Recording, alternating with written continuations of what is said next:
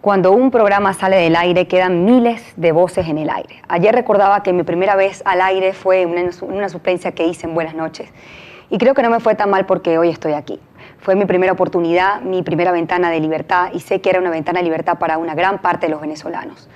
Yo no solo le brindo solidaridad a mis compañeros Kiko Bautista, Carla Angola, Pedro Luis Flores, Roland Carreño, Mirla Castellanos, productora de este espacio. Les brindo mi compromiso para luchar por la libertad de informar y de opinar. Yo no conozco la censura y espero no conocerla, pero sé que no hay libertades incompletas. Yo no soy una periodista complaciente por permanecer en mi espacio. Soy una periodista vigilante, lo dije ayer. Y por esa razón debemos seguir trabajando para tocar temas como el que voy a tocar el día de hoy, que si no estaríamos aquí, quizás quedarían en el olvido. Así que paso a tocar el tema de la impugnación. El único camino legítimo y legal para defender un derecho es el institucional, y la impugnación, para quienes cuestionan el resultado de las elecciones presidenciales, forma parte de ese camino. Este ha sido el recorrido.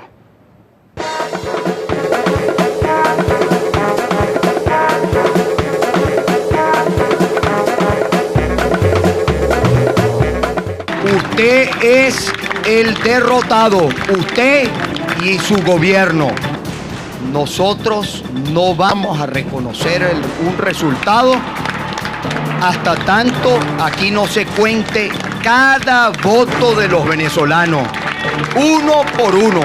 Hemos acordado, en el marco de lo permitido en la norma electoral, ampliar la auditoría de verificación ciudadana en su fase 2, que se inició en el día de hoy, para realizar la auditoría sobre el 46% de las cajas de resguardo que no fueron auditadas el día de la elección.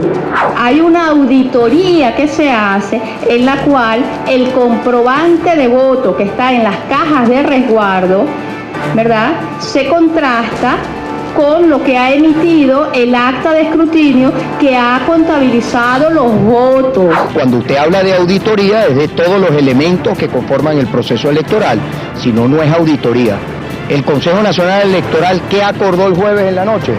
Auditoría. Si nosotros no tenemos acceso a los cuadernos de votación en los términos que yo lo he dicho, Román, nosotros no vamos a participar en una auditoría que es una burla a los venezolanos y una burla al mundo.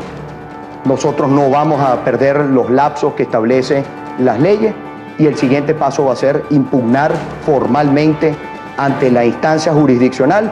Vamos a impugnar las elecciones. Es un recurso, y quiero que esto quede bastante claro, es un recurso contra todo el proceso electoral. Estamos impugnando los actos previos al 14 de abril, al día de las elecciones. Estamos impugnando el acto electoral del 14 de abril, y además estamos denunciando, impugnando los actos que han ocurrido en Venezuela vinculados con ese proceso electoral, postelectorales al 14 de abril.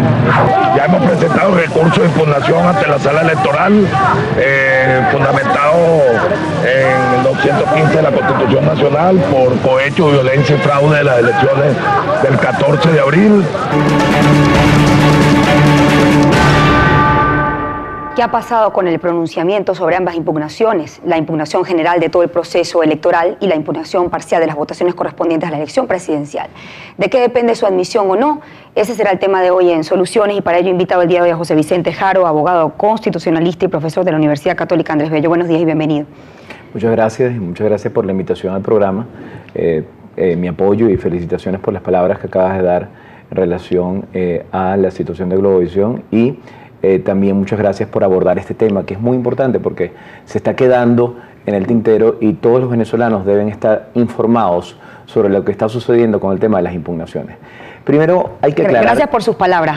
Vamos a comenzar con lo que queríamos primero, que había que aclarar en qué etapa están estos procesos. La gente pues desconoce qué sucedió, se ha aprobado ya la admisión, efectivamente va ahorita a un juicio. Sí, efectivamente. Hay que aclarar primero que en total tenemos 7 impugnaciones contra las elecciones del 14 de abril. Un total de 7 recursos que están pendientes de decisión en la sala electoral del Tribunal Supremo de Justicia. Uno de ellos, el más importante, el presentado por Enrique Capriles el día 2 de mayo. Otro de ellos, también muy importante, el presentado por la Mesa de la Unidad, que es la nulidad parcial de las elecciones, que fue presentado el día 7 de mayo. Y ya vienen otros recursos, que son un total de 5 recursos presentados por diversos sectores ciudadanos, sectores de la sociedad civil, ciudadanos preocupados por la situación y los resultados que se dieron el 14 de abril. En estos casos estamos en la siguiente situación. Primero, voy a referirme a los dos más importantes, al caso del recurso presentado por Enrique Capriles y al caso del recurso presentado por la Mesa de la Unidad. En estos casos se ha producido la recusación, vamos a decir, se ha solicitado que no participen en esos recursos y no tengan que ver con esos procesos 3 magistrados de la sala electoral, concretamente los magistrados Janet Madrid, Malaquías Gil y Fernando Vegas. Y sobre eso se abrió un trámite. Ese trámite se ha sustanciado y sobre eso el día de ayer se dictó una decisión en la cual se desestimó la recusación hecha contra los magistrados Janet Madrid y Malaquías Gil.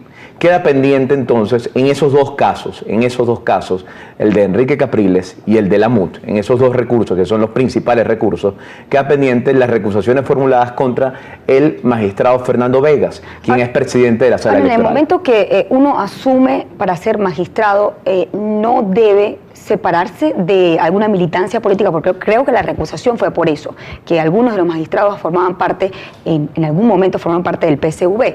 En el momento que tú asumes esto, tú no, bajo juramento, no te deslindas del partido político.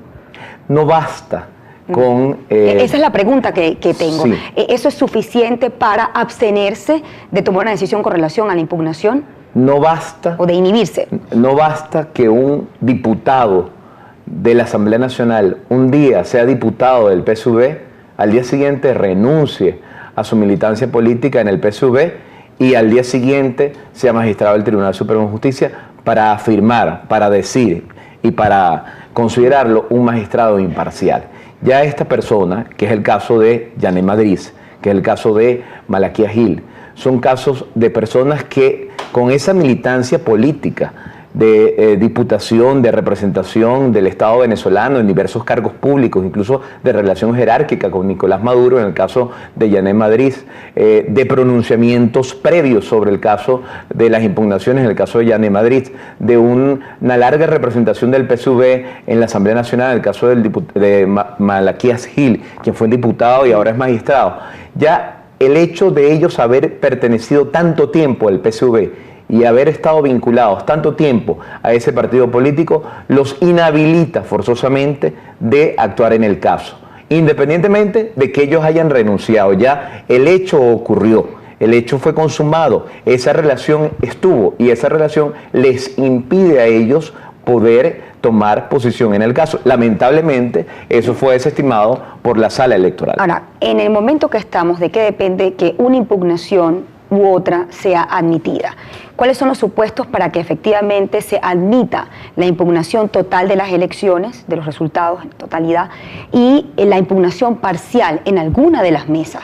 Sí. ¿De qué depende que se apruebe o se admita una u otra? Sí, la ley es muy clara al respecto. La ley del Tribunal Supremo de Justicia, en este sentido, básicamente lo que requiere es que se detalle con claridad cuáles son los actos impugnados, que las personas que lo hagan tengan la legitimación correspondiente, y en este caso la tienen Enrique Capriles y la Mesa de la Unidad, porque la Mesa de la Unidad colocó una tarjeta y posicionó una tarjeta para apoyar al candidato Enrique Capriles, que se detallen los vicios y las irregularidades detectadas. Eso se hizo en los 2 recursos, que se identifique cuáles son los problemas que acarrean la nulidad de los resultados electorales. Eso se hizo con precisión, que se aporten pruebas, evidencias. Eso también se hizo en ambos recursos, y en general que sea un recurso que esté en términos claramente planteados, claramente definidos, en donde exista un petitorio, una solicitud clara sobre la nulidad total o parcial de las elecciones, y eso también está en esos recursos. Ahora, fíjese, cuando uno quiere demostrar que hubo voto doble, usurpación de identidad, voto de fallecidos, necesita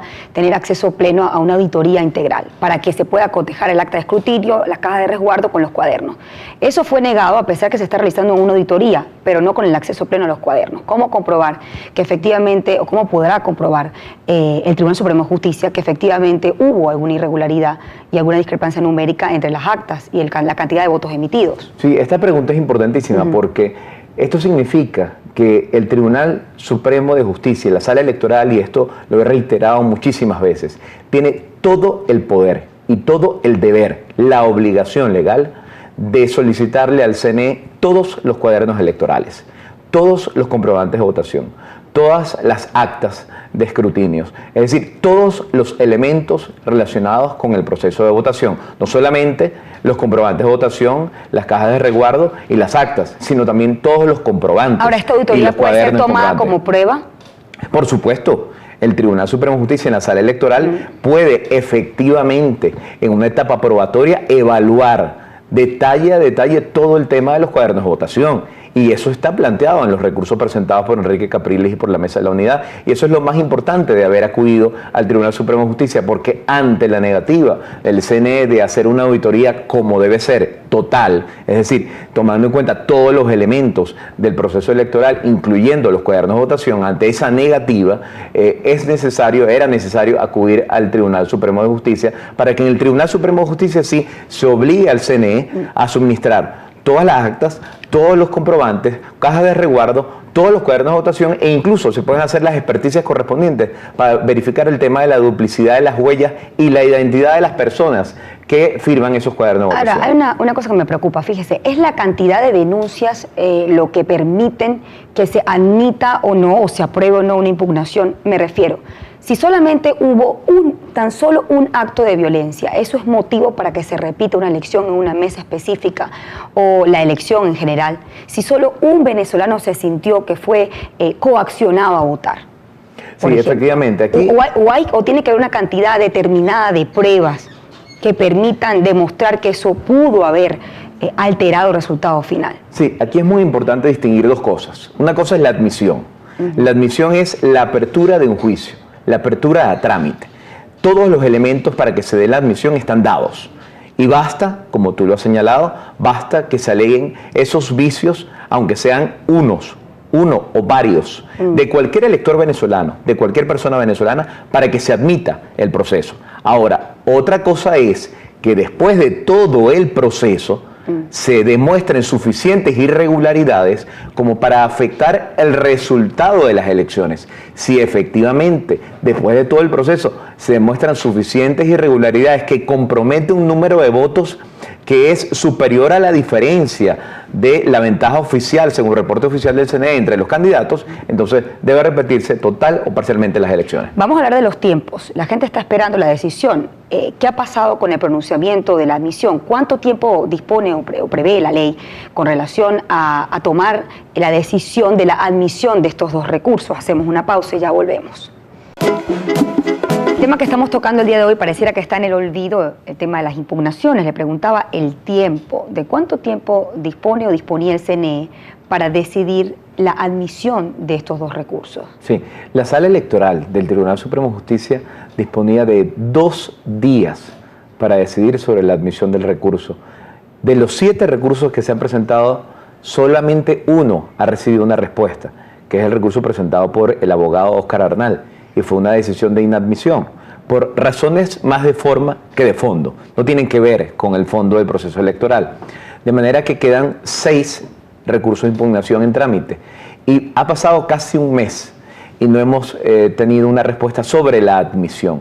Y más grave aún que la admisión, también considero el hecho de que existen varias medidas cautelares solicitadas en todos esos casos para que el Tribunal Supremo de Justicia, la Sala Electoral, le solicite al CNE y a la Fuerza Armada, al Comando Estratégico Operacional y a todo lo que es el Plan República, el resguardo de todos los elementos de la votación, de todo el material electoral.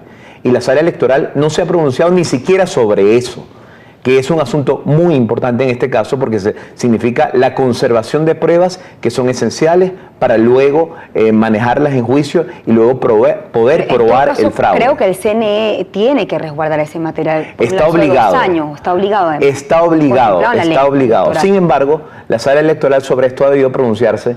No lo ha hecho y yo creo que esto es una medida que hay que adoptar. En todo caso, lo que estamos viendo aquí es que hay una dilación indebida grave en todos estos recursos. Es una dilación indebida que constituye desde el punto de vista constitucional una violación al debido proceso de ¿Esta los decisión recursos. puede posponerse de manera indeterminada en el tiempo? No debe posponerse de manera indeterminada en el tiempo, incluso si eso sucediera, si se demora demasiado, se demoran algunas semanas más en este caso, ya de conformidad con la jurisprudencia de la Comisión Interamericana de Derechos Humanos y de la Corte Interamericana de Derechos Humanos, ya podría Enrique Capriles, la Mesa de la Unidad, acudir al sistema interamericano para ya denunciar allí la violación de los derechos de carácter político electoral que se han denunciado con las impugnaciones, porque si bien el sistema interamericano exige que hay que agotar los recursos legales internos, establece una sección, y la sección significa y opera cuando hay dilaciones indebidas. Si se ejercen los recursos y hay dilaciones indebidas, puede perfectamente entonces en ese momento el ciudadano, Enrique Capriles, la Mesa de la Unidad, acudir al sistema interamericano. Ahora, el problema, fíjese, el problema es el tiempo. Una vez que uno acude a un organismo internacional para esta denuncia, para hacer estas denuncias, ¿cuánto tiempo se pudiese tomar esta decisión? Porque el precedente que tenemos es que o se quedan en el tiempo, pues esa decisión pospuestas indeterminadamente, o tardan mucho tiempo. Sí, efectivamente. Los organismos internacionales siempre se toman su tiempo, tienen unos trámites complejos para tramitar los asuntos. Sin embargo, en este caso, en el sistema interamericano, sí debo decir, la Comisión Interamericana de Derechos Humanos suele operar más rápidamente. Lo que suele demorar es el proceso ante la Corte. Entonces, recordemos que ante el sistema interamericano hay dos etapas, una ante la Comisión, otra ante la Corte. Venezuela todavía forma parte hasta septiembre del sistema interamericano, y como los hechos ocurrieron durante todo este plazo dentro del cual Venezuela forma parte del sistema interamericano, son hechos que se pueden denunciar ante este sistema. Ahora, la otra pregunta, ¿a cuál jurisdicción o internacional o organismo internacional acudir? ¿Cuál es el que tiene más impacto, el que tenga mayor quizás trascendencia en la decisión que toman? Y por supuesto el acatamiento. Eso me lo va a responder al regreso. Hacemos una pausa y ya volvemos.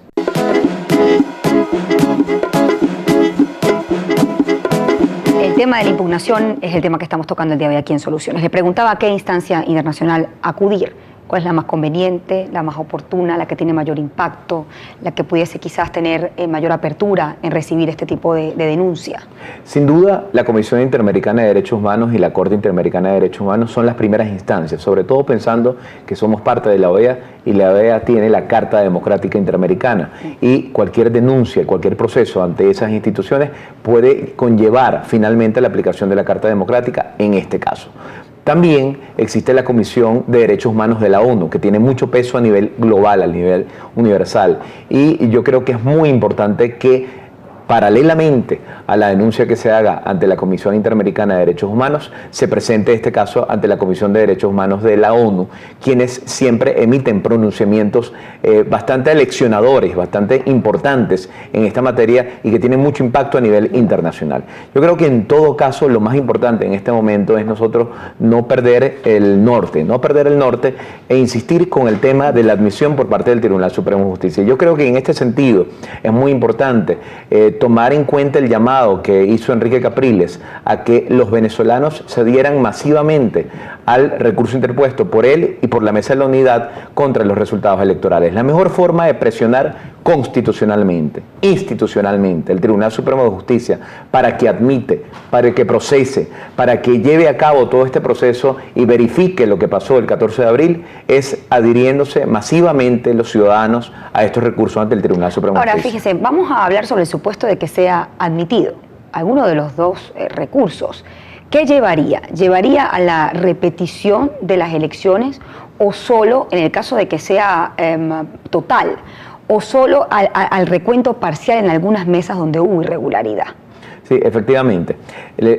Hay 6 recursos pendientes.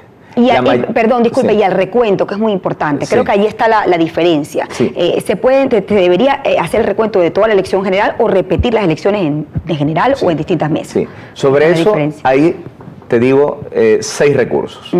De esos 6 recursos, uno en particular es de nulidad parcial. Pero si uno observa con detenimiento el contenido de cada uno de los recursos, uno puede determinar claramente que aquí hay suficientes razones y motivos para declarar la nulidad total de las elecciones y volver a convocar nuevamente un proceso electoral total en todo el país.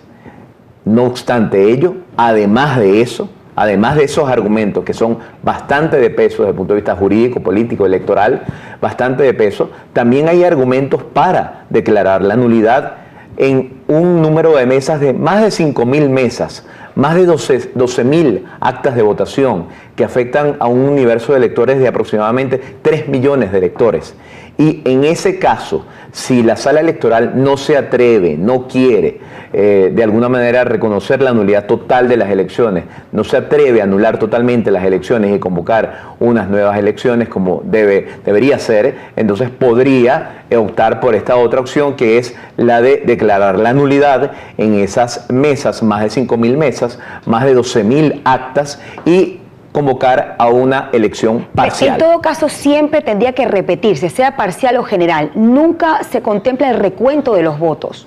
Siempre estamos hablando de repetición. Siempre estamos hablando de repetición. Es decir, aquí el proceso de nulidad del juicio no conlleva a determinar un recuento de votos para verificar quién fue el ganador. No. Eso era una labor que tenía que hacer el CNE y por eso se solicitó oportunamente la auditoría del CNE.